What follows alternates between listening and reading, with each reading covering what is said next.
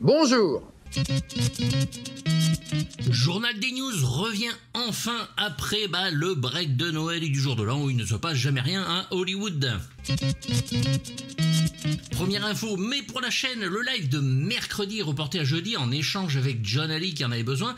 J'espère que vous serez au rendez-vous. On se voit aussi chez John Ali mercredi. Côté cinéma, on commence bien pour les deux personnes qui ont aimé Five Nights at Freddy's. Une suite est en développement. Tout le monde s'en branle, moi le premier. D'après Seth MacFarlane, The Orville ne serait pas abandonné, mais cela reste compliqué. J'imagine surtout les acteurs qui attendent encore, parce que eux, pendant ce temps, ils ne sont pas payés. Luke Skywalker a enfin rencontré sa mère, ça vieillit quand même très bien les mamans. The Marvels se verra en digital et Blu-ray plus rapidement que d'habitude sur les films de la firme. On se demande bien pourquoi. Stranger Things saison 5, qui sera donc la dernière, a officiellement débuté sa production en postant une photo de l'équipe.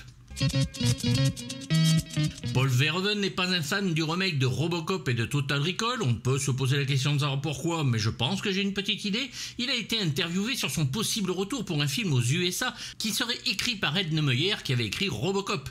À 85 ans, le Hollandais violent préparerait un thriller érotique se passant à Washington. Ils sont en pleine écriture du film et cherchent un financement.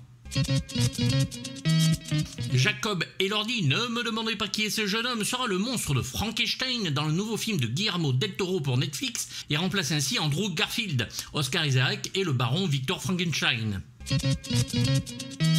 Michael Caine, lui, s'est retiré du cinéma mais va se lancer en tant qu'auteur de romans façon thriller, on ne l'arrête plus. Cindy Morgan, que l'on avait vu dans Le Trône de Steven Lisberger et Le Golf en folie, est décédée à l'âge de 69 ans dans l'indifférence générale. Les James Bond sont diffusés en Angleterre en hommage à John Barry en ce moment même, avec des mentions spéciales juste avant le début du film inscrites sur un panneau pour confirmer que certains propos et caractérisations raciales de personnages pourraient offenser certaines personnes et que les films sont les reflets de leur temps. Tant qu'il ne coupe rien au montage. C'est Derek Simmons qui sera le showrunner du reboot de la série de Sam Esmail, Galactica. Il avait travaillé sur la série The Sinner. Avec Sam Esmail derrière la caméra, ça pourrait donner quelque chose d'énorme. Un film live de Dragon est en préparation et Jerry Butler reprendra son rôle dont il faisait la voix dans les animés. Matthew Vaughn a annoncé que son nouveau film Argyle aurait au moins 2 suites. Cavill a confirmé d'ailleurs que cela l'excluait d'avoir une chance d'être le nouveau James Bond, on s'en doutait un petit peu. Patrick Stewart lui a laissé entendre qu'un script pour un film Picard est en préparation. Bon, pour ceux qui ont aimé la série, je pense que c'est une bonne nouvelle. Réjouissons-nous, David Ayer laisse tomber son idée pour arriver à faire son director's cut de Suicide Squad. C'est quand même une putain de bonne nouvelle pour ceux qui n'aiment pas le film comme moi.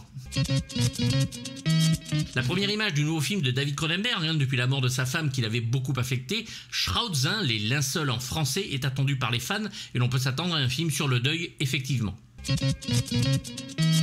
Alan Ritson, notre Richard préféré, c'est très compliqué à dire, aime être comparé à Tom Cruise et trouve que c'est un honneur. Il a confirmé une saison 3 pour la série et a bien dit qu'il ne laisserait pas tomber le personnage. Holt McCallany a déclaré que des rumeurs sur le retour de David Fincher pour finir la série Mindhunters circuleraient. Je bande très sec. Abyss ne sortira pas en 4K en Angleterre parce que James Cameron ne veut pas couper la scène du rat dans le liquide oxygéné.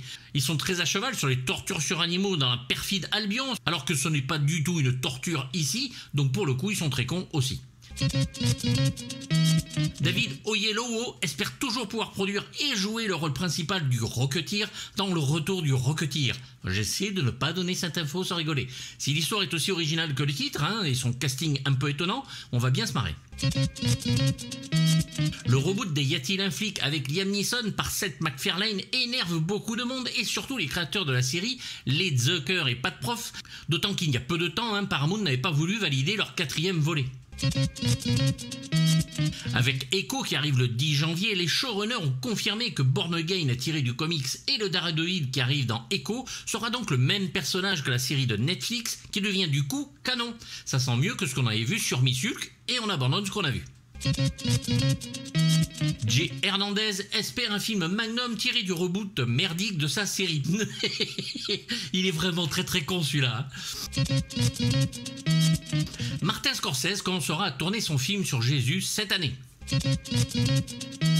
Et enfin, le Furiosa de George Miller aura une connexion avec le très bon jeu de 2015 Mad Max de chez Avalanche Studios, et notamment sur le personnage qui construit les voitures Chum Bucket et les combattants de Scrotus.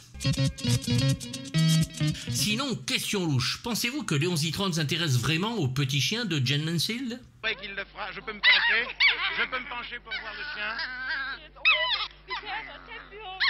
Attends.